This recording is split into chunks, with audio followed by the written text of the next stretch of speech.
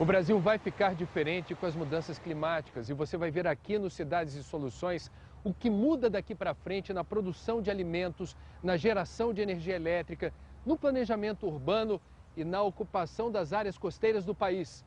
Prepare-se, tudo isso diz respeito a você e à sua qualidade de vida.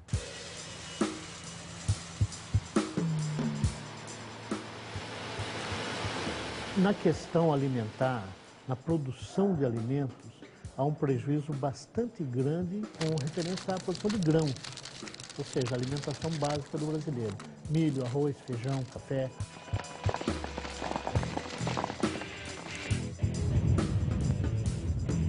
Os principais pontos de vulnerabilidade no Brasil são nas grandes concentrações urbanas que avançaram para a zona costeira. A notícia boa é que o potencial eólico brasileiro, que já é bastante grande, tenderia a aumentar ou tenderá a aumentar devido a um impacto, nesse caso positivo, das mudanças climáticas.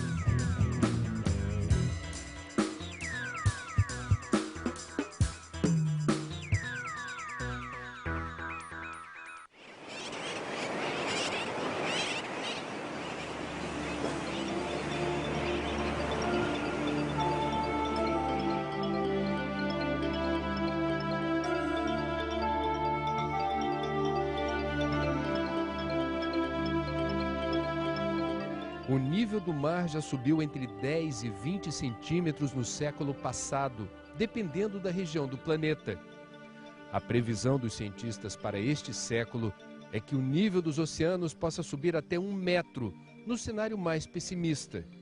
Parece pouco, mas metade disso já é suficiente para fazer muitos estragos num país como o nosso, com mais de 8.000 quilômetros de costa.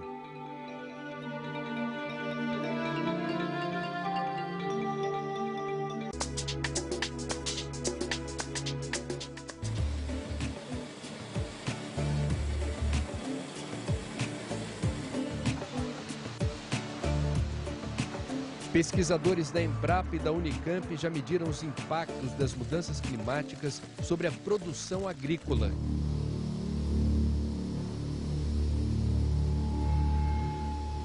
Nove culturas foram mapeadas e os prejuízos serão grandes. Mas, segundo o professor de agrometeorologia da Unicamp, Hilton Silveira, há pelo menos um setor que deverá se beneficiar com a elevação da temperatura. Nós deveremos ter em 2020 um lucro da produção de cana-de-açúcar da ordem de 20 bilhões de reais por ano. Isso em 2020. Por quê? Porque o açúcar, a cana-de-açúcar, ela se beneficia do calor e se beneficia da questão de CO2. O CO2 fertiliza a cana, ela passa a produzir muito mais. Então, a cana-de-açúcar é um aspecto positivo. Negativo, café, por exemplo. Nós devemos ter um prejuízo aí de 4 bilhões de reais ano até 2020. A soja é pior. O prejuízo é da ordem de 7 bilhões de reais em 2020. O carro-chefe do agronegócio será atingido em cheio pelo aquecimento global. Segundo o maior produtor mundial de soja, o Brasil depende hoje das fartas colheitas do grão para ajudar a manter a balança comercial no azul. Veja no mapa como as áreas próprias para o plantio de soja no Brasil poderão ser reduzidas até o ano de 2070 por causa da elevação da temperatura. Na questão alimentar, na produção de alimentos, há um prejuízo bastante grande com referência à produção de grãos, ou seja, a alimentação básica do brasileiro. Milho, arroz, feijão, café. O café é uma planta extremamente sensível a temperaturas altas.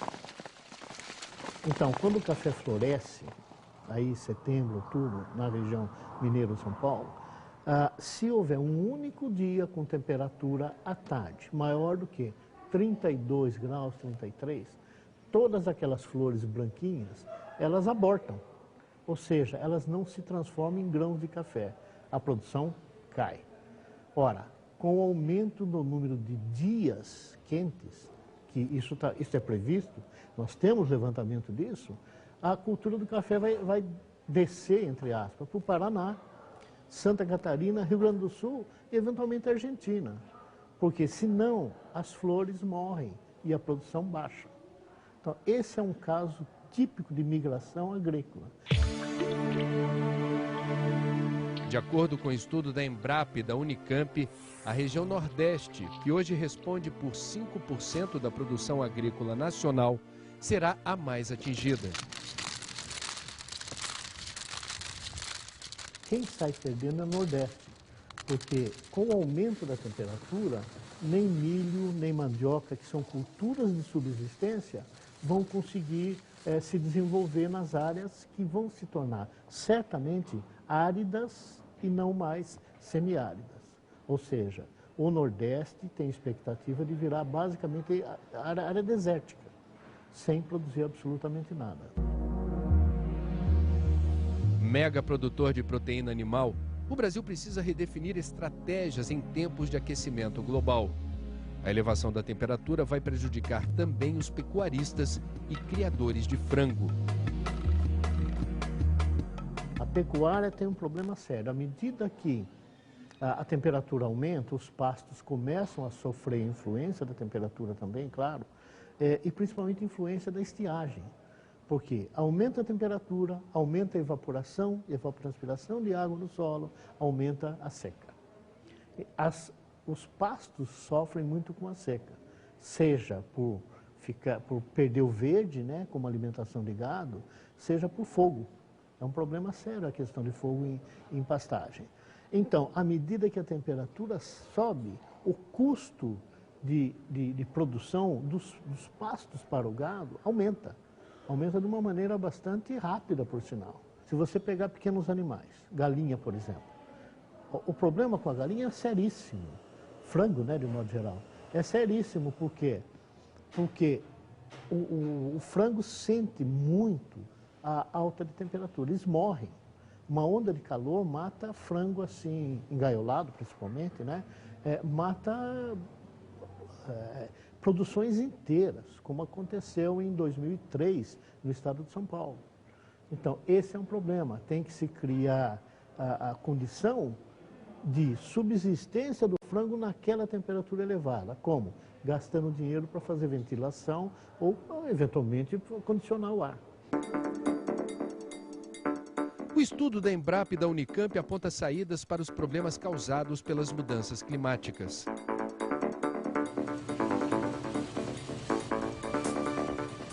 A adaptação seria a produção de novas variedades tolerantes à seca e tolerantes ao calor.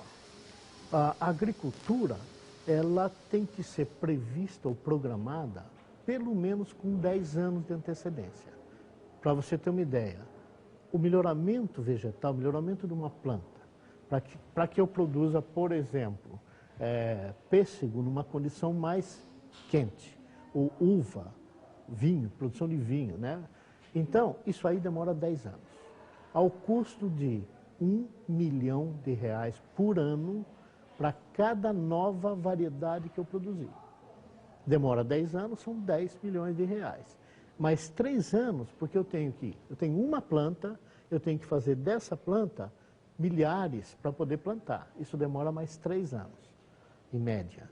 Então, qual é a grande condição? Nós temos que investir hoje no futuro da agropecuária brasileira.